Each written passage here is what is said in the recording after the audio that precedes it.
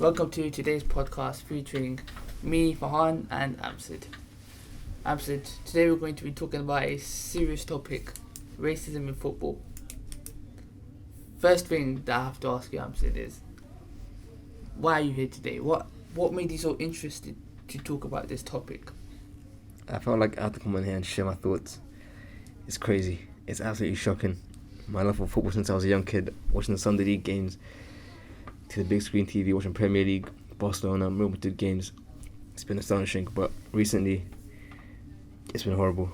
Players have been such big role models for me, and unfortunately, I've seen them break down just because of this stupid issue that's going on. Well, what I think needs to go on is... Do you feel like you're keen to learn more about this topic? I'm keen to learn, extremely, superbly.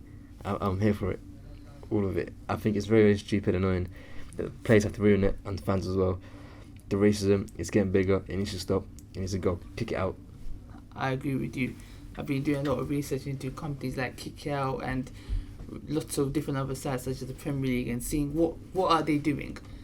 From what I can see, they are doing enough to stop this, but more needs to be done. And more needs to be done, of course, but why are we seeing players getting abused on social media constantly? Why is this? Why do you think this? I think it's just because fans, especially, are toxic.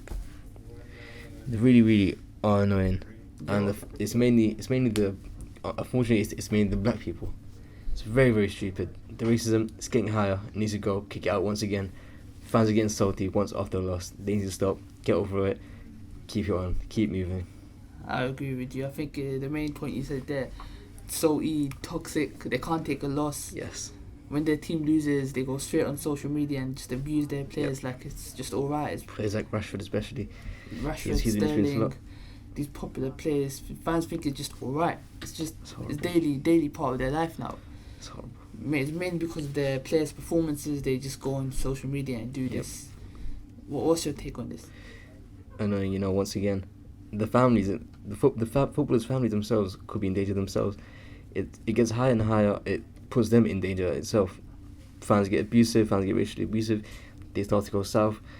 Things get out the window. It's horrible.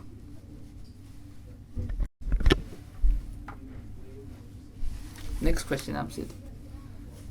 Why aren't social media companies taking this issue seriously? What do you, in your opinion, what needs to be done? Well, it's companies that don't want to take action because the pure money, the greed, the hunger, it's ridiculous. The money's stealing at football and it's getting to our heads. It needs to go. So I've got some points here for you. We know that social media are not taking this issue seriously. We both know that they're not willing to take action on accounts that are being abusive. But what needs to be done? Here I've got some points, and you can put your input if you want. Yes, of course. Lifetime bans, possibly jail time, no more entering stadiums. What do you think of this? Lifetime bans has to come in place. Once they do it, it's going to continue over and over again. Look at Rashford. People have seen what the issue is. They realised it, but they still continue. It's horrible. It's horrifying. It needs to go. It needs to stop. You're right. The only way we can really stop this issue is just stop allowing fans to come to stadiums, and then they'll realise they're missing a team winning games, and they will regret what they've done. Yes, of course.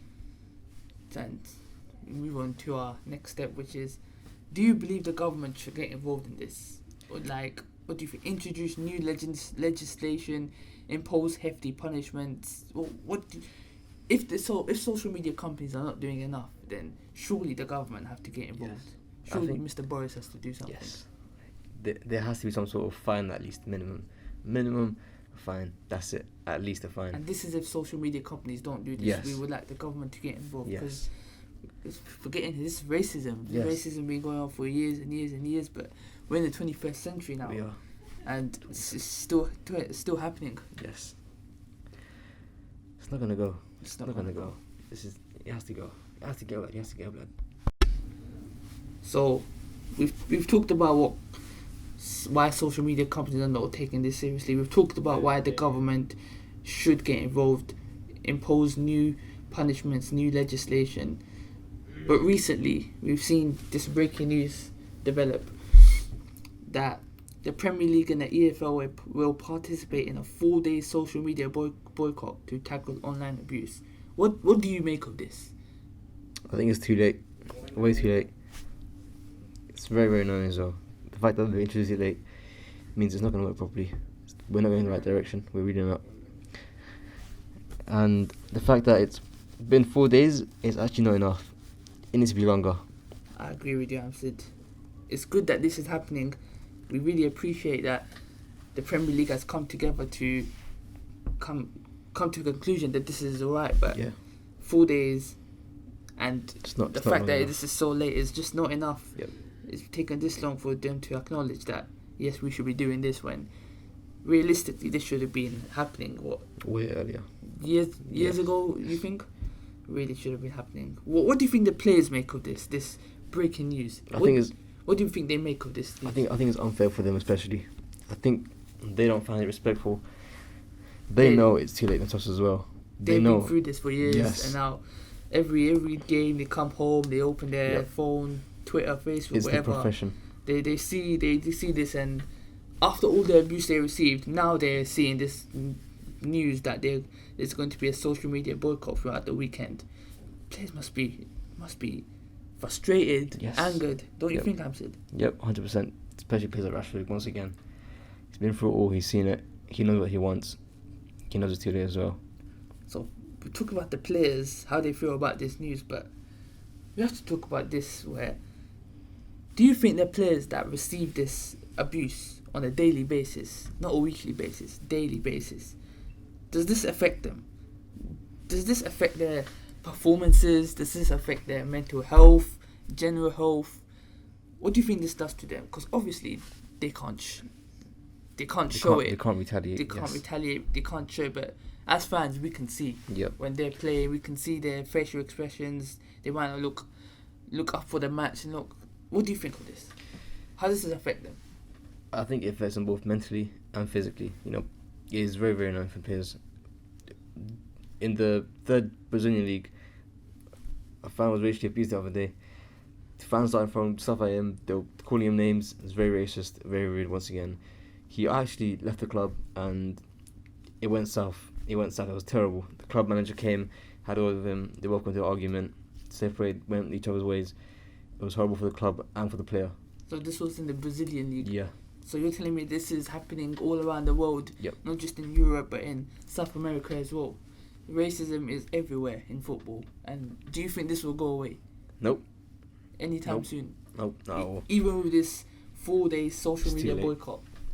We need to think quicker and better and sooner. You're right, Amsid. We need to act quicker on these punishments. Horrifying events. Yep. We need to help players. We need to help them a lot, because this does affect them. Racist abuse affects them. They're basically getting abused because of the colour of their skin. That's not right, is it, Amsid? Nope. Not at all. It's horrifying. So, Amsid, we've covered everything to do with football. We've covered what the Premier League are doing. We've covered what social media outlets are trying to do. We have to talk about. Let's move on to. Do you think Britain is institutionally racist? Have you seen any, like in Britain? In general, yeah. In Britain, in general, I believe it's racist. See racism every day. Just Yep. for example, walking down the street. It doesn't have to be physically said, but you can just tell by Racially- people's reactions. Yep. That. Have It's you seen horrible. this? Yep, I've seen it multiple times. Outside of football, it's horrifying. Outside of sports in general, actually, it's absolutely mortifying. Racism is everywhere. You It's think? everywhere. It won't go away. People just think whatever they want and they say whatever they want. It's horrible. It's how life is. Do you really believe that racism will never go away? Do you think it's going to stay with our lives forever, stay with our children's lives and everything? I think there needs to be some sort of punishment. No, not just courts being called, police being called, telling them, yo, go your own way, go that way, go that way. There needs to be a punishment. Either a fine or some jail time at least, minimum. So in the past, have you seen any past experiences? On the pitch, I have. Back in my days, prime days, I was up there, and It was absolutely mortifying once again. I was in the Brazilian league, guys were being racially abused. It was absolutely horrible. I couldn't stand it at all. Terrible.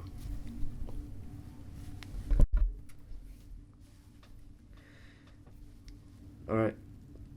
So, thanks for having the show today, by the way. Thank you very much. It's been a pleasure to be on here. Thank you, Hamzid. Goodbye. Goodbye.